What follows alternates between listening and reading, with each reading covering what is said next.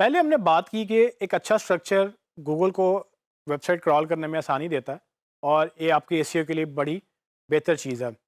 लेकिन वो अच्छा स्ट्रक्चर एक्चुअली नज़र कैसे आता है उस पे हम अब बात करेंगे। तो आपको मैंने ये स्ट्रक्चर दिखाया था कि जिस तरह से लेवल 1, लेवल 2, लेवल 3 और लेवल 4 यानी कि टियर 1, टियर 2, टियर 3 और टियर 4 इस तरह से पेजेस जिस तरह से आप डीप डाउन चले जाते हैं, आपको ये लेवल्स अब बढ़ते चले जाते हैं।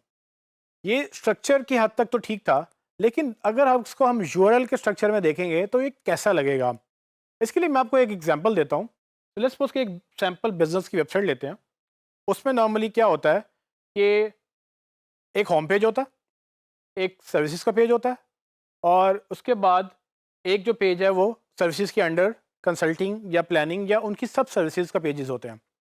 इसी तरह से आप अबाउट का पेज ले लें, आवर टीम का पेज ले लें और आवर मिशन का पेज ले लें। तो इस तरह के बेशुमार पेजेस आपने देखे होंगे मुख्तलिफ वेबसाइट्स के ऊपर और हर पेज का एक यूआरएल होता है।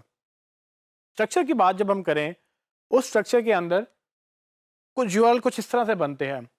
सो अगर आप गौर करें तो होम पेज का जो abc.com मैंने कंपनी का नाम रखा है, होम पेज का जो यूआरएल है वो बेसिकली उसका होम जो यूआरएल है वही उसका होम पेज का यूआरएल है। यानी कि abc.com बेसिकली उसी का होम पेज है।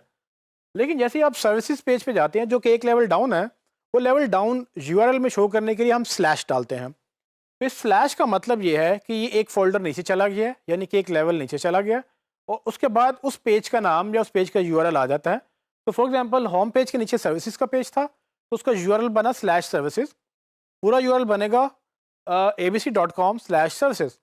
अब सर्विसेज के अंडर हमारी एक कंसल्टिंग सर्विस है, हमारी एक प्लानिंग सर्विस है, तो वो एक और लेवल डाउन है जिसके बाद हम एक और स्लैश डालेंगे और उस पेज का नाम लिखेंगे। तो देखने में यूआरएल आपको नजर आएगा कि वो abc.com/services, फिर उसके नीचे कंसल्टिंग है तो स्लैश कंसल्टिंग उसका यूआरएल बनता चला गया। अब ये स्लैश का मतलब है फोल्डर। अब टेक्निकली हम देखें तो होस्टिंग भी आपकी कंप्यूटर की ड्राइव की तरह होती है। जिस तरह से आप अपने सिस्टम में फ़ोल्डर बनाते हैं और फ़ोल्डर के अंदर फ़ोल्डर बनाते हैं, उस तरह से ये सर्वर के ऊपर भी फ़ोल्डर बनते हैं और फ़ोल्डर के अंदर फ़ोल्डर बनते हैं। लेकिन जैसे-जैसे ये फ़ोल्डर बनते चले जाते हैं और जितना डीप आप चले जाते हैं, उतना स्लैशेस डाल के आप उसको ग्रो करते जाते हैं।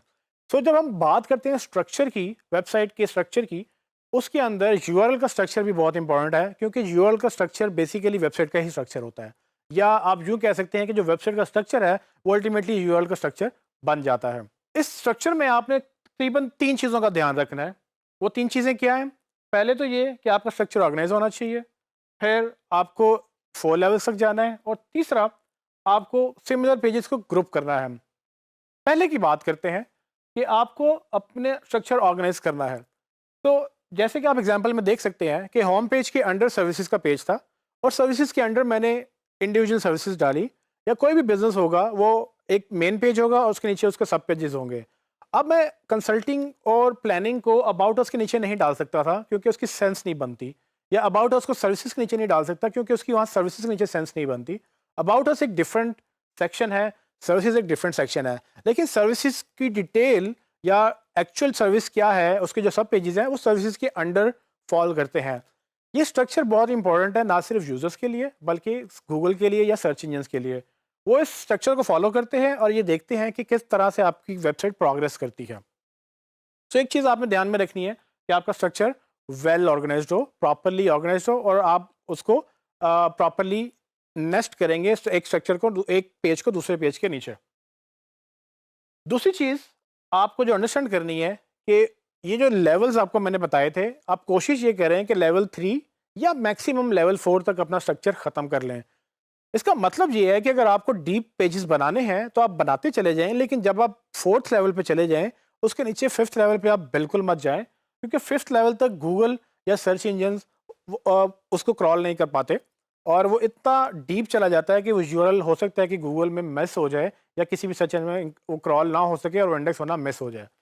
तो अगर आप अपने वेबसाइट का स्ट्रक्चर इस तरह से रखें कि होम पेज, उसके नीचे सर्विसेज का पेज और उसके नीचे आपकी इंडिविजुअल सर्विसेज, लेकिन अगर आपको लगता है कि इंडिविजुअल सर्विसेज के नीचे भी आप फर्दर क्लासीफाई करना चाहते हैं तो आप उसको दो कॉर्पोरेट कंसल्टिंग या किसी और तरह की कंसल्टिंग, अगर आपने कंसल्टिंग को भी डिवाइड करना है दो पार्ट्स में तो आप वो भी पेजेस बना सकते हैं, लेकिन कोशिश ये करें कि उसके नीचे आप मत जाएं। अगर आपको उसके नीचे जाना पड़ता है तो कोशिश ये करें कि आप कॉर्पोरेट कंसल्टेंट को पेरेंट पे ले जाएं और उसके नीचे वो सर्विसेज डाल दें। तो ये स्ट्रक्चर कैसे बनेगा, ये डिपेंड करता है कि बिजनेस क्या है और आपसे क्लाइंट क्या डिमांड कर रहा है और लोग उसको किस तरह सर्च करते हैं।